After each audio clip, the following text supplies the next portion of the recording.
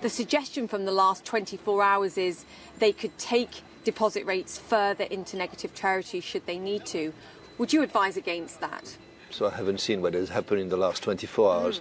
But my general view is that there is no fire in the house. And basically they have to keep monetary policy as helpful as possible.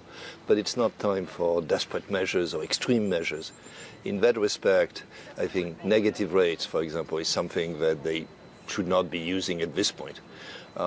It works, it probably works, but it really has effects on the banking system, which are extremely complex. So it's one of these things in which it probably works, but collateral damage is sufficient that for the moment I would just not use it. But it has to be ready in case, but I would expect them not to use it. You think talking about it is okay, but actually taking them further into negative territory would be a mistake? Yes, I think you should be ready to use it if needed, but my best guess is that they don't need to. They should say that it's there. They have to explain to markets that they have tools if things go bad.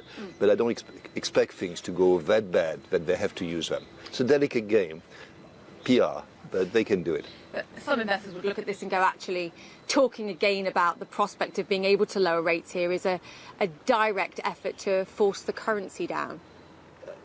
If they have to take desperate measures, I think that more QE of various sorts is probably preferable. It also affects the banking business model, it affects profit margins, but in ways which I think the banks are better able to handle.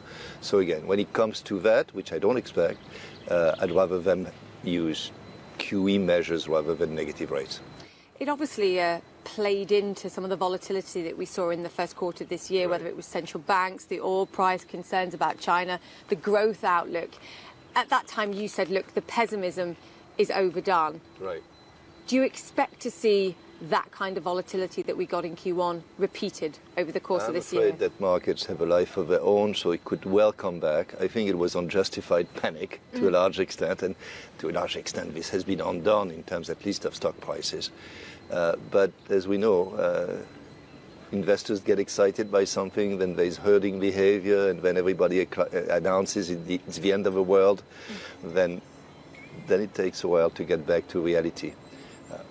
It will happen again and again and again. Are we back to reality today, do you think? I'm still, I think, a bit more optimistic maybe than the median investor. I think that in advanced economies the recovery is there. It's a mediocre one, but it's there. Gloom and doom doesn't seem to be the right way of thinking about things.